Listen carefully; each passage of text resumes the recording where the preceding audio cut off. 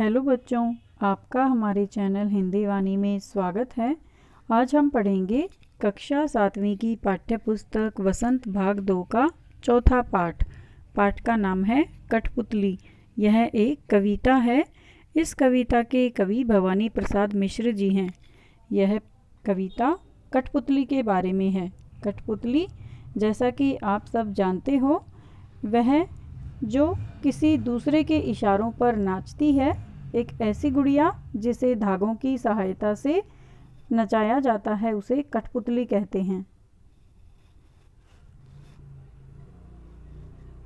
कठपुतली गुस्से से उबली, बोली यह धागे क्यों हैं मेरे पीछे आगे, इन्हें तोड़ दो, मुझे मेरे पाँव पर छोड़ दो। कठपुतली कविता का भावार्थ। कविता की इन पंक्तियों में कवि भवानी प्रसाद मिश्र ने एक कठपुतली के मन के भावों को दर्शाया है। कठपुतली दूसरों के हाथों में बंधकर नाचने से परेशान हो गई है। अब वो सारे धागे तोड़कर स्वतंत्र होना चाहती है, यानी आज़ाद होना चाहती है। वो गुस्से में कह उठती है कि मेरे आगे पीछे ये जो धागे बंधे हुए हैं, ये सब धागे तोड़ दो और अब मुझे मेरे पैरों पर छोड़ दो। मुझे अब बंधकर नहीं रहना है और अब मुझे स्वतंत्र यानी आज़ाद होना है। आगे पंक्तियां हैं। सुनकर बोली और कठपुतलियाँ कि हाँ, बहुत दिन हुए हमें अपने मन के छंद छुए। भवानी प्रसाद मिश्र जी ने कठपुतली कविता की इन पंक्तियों में अन्य सभी कठपुतलियों के मन के भाव भी दर्शाए हैं। पहली कठपुतली के मुँह से स्वतंत्र होने की बात सुनकर अन्य कठपुतलियाँ भी उससे कहती हैं कि हाँ, हमें भी स्वतंत्र होना है, हमें भी अपने पैरों पर चलना है। काफ़ी दिनों से हम यहाँ इन धागों के बंधन में बंधी हुई हैं, हम सब भी आज़ाद होना चाहती हैं। आगे पंक्तियाँ हैं। मगर पहली कठपुतली सोचने लगी, यह कैसी इच्छा मेरे मन में जागी, यानी अब वह अपने आप से ही प्रश्न पूछती है कि यह कैसी इच्छा है जो मेरे मन में जागी है। कठपुतली कविता की अंतिम पंक्तियों में कवि भवानी प्रसाद मिश्र जी ने पहली कठपुतली के मन के असमंजस के भावों को दिखाया है। यानी जो पहली कठपुतली कहती थी कि मुझे मेरे पाँव पर छोड़ दो और ये जो धागे हैं मेरे आगे पीछे बंधे हुए हैं, इन सब बंधनों को तोड़ दो। उसकी बात सुनकर बाकी दूसरी कठपुतलियाँ भी तैयार हो जाती हैं, वो भी आज़ादी पाना चाहती हैं।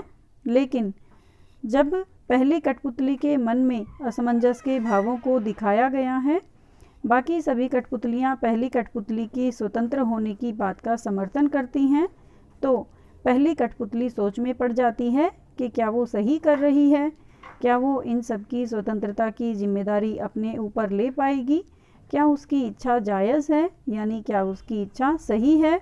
अंतिम पंक्तियाँ उसके इन्हीं मनोभावों को समर्पित हैं, यानी अब वह स्वयं दुविधा में पड़ गई है कि क्या वह आज़ाद होकर अपनी आज़ादी की रक्षा कर पाएगी। इस कविता में कठपुतलियाँ स्वतंत्रता की इच्छा से स्वयं अपनी बात व्यक्त कर रही हैं। उनके समक्ष स्वतंत्रता को साकार बनाने वाली चुनौतियाँ हैं। धागे में बंधी हुई कठपुतलियाँ पराधीन हैं, यानी वो किसी दूसरे के इशारों पर नाचती हैं, वे गुलाम हैं। इन्हें दूसरों के इशारों पर नाचने से दुख होता है। दुख से बाहर निकलने के लिए एक कठपुतली विद्रोह कर देती है।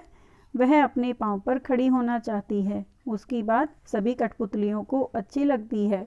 स्वतंत्र कौन नहीं रहना चाहता, लेकिन जब पहली कठपुतली पर सबकी स्वतंत्रता की जिम्मेदारी आती है तो वह सोच समझकर कदम उठाना जरूरी समझती है।